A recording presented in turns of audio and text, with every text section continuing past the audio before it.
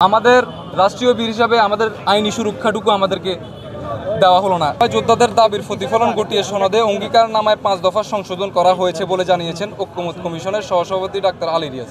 তিনি বলেন, রাজনৈতিক দলগুলোর সঙ্গে আলোচনা করে এই জরুরি সংশোধনী আনা হয়েছে।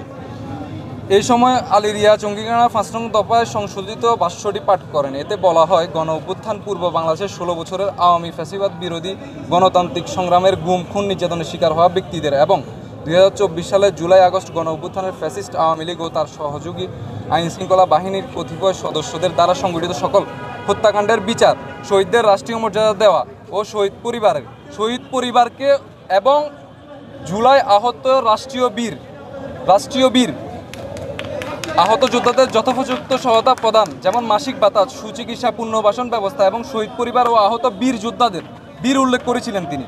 বীর যোদ্ধাদের আইনগত দায় মুক্তি, মৌলিক অধিকার সুরক্ষা ও নিরাপত্তা নিশ্চিত করব। কিন্তু পরবর্তীতে আমরা যেই সনদটা বাস্তবায়ন হয়, ওই সনদে আমরা দেখতে পাই ওইখানে উনি শহীদদেরকে রাষ্ট্রীয় স্বীকৃতির কথা উল্লেখ করেছিলেন, কিন্তু আহতদেরকে শুধু পুনর্বাসন ও চিকিৎসার কথা উল্লেখ করে 5 নং যে দফাটি আছে, 5 নং দাবিটি তিনি উল্লেখ করে ওইখানে ঐক্যমত্য কমিশনের যে আজকে ইয়াটা হয়েছে ওইটা পাবলিশ করা হয়েছে। একটু আগে আমরা দেখতেছি বিপি নূরের আপনার ভেরিফাইড ফেসবুক আইডি থেকে উনি পাবলিশ করছে। এটা খুবই দুঃখজনক, আমরা খুবই ব্যথিত হয়েছি। এত কষ্ট, আমরা ভাবছিলাম যে বিষয়টা উল্লেখ করছে উনি ওই বিষয়টা বাস্তবায়িত হবে। আমরা এত কষ্ট, আমি আজকেও পুলিশের লাঠিচার্জে আহত হয়েছি, কিন্তু শেষমেশ আমরা দৃশ্য দেখতেছি সে আগে জিনিসটাই। আমরা তো কোনো রাজনৈতিক দল না, আমরা কোনো সংসদে আসনও চাইতেছি না, আমরা এমপিও হইতে চাইতেছি না, মন্ত্রী হইতে চাইতেছি না।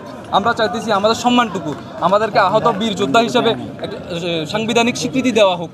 আমরা চাইতেছি না আমাদেরকে কোটি কোটি টাকা দেখ, আমাদেরকে এমপির মন্ত্রী বানাই দেখ, আমাদেরকে সংসদের আসন দেখ। আমরা এগুলো চাইতেছি না। আমরা কোনো রাজনৈতিক দলও না, আমরা জুলাই যোদ্ধা, আমরা আন্দোলনে গুলিবিদ্ধ হয়েছি, আমরা আহত হয়েছি।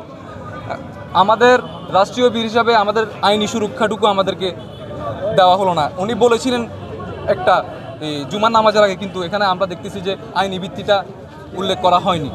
কথার কাজে ডাক্তার আলী রিয়াজ, সহসভাপতি ঐক্যমত্য কমিশন। কথার কাজে মিল নাই।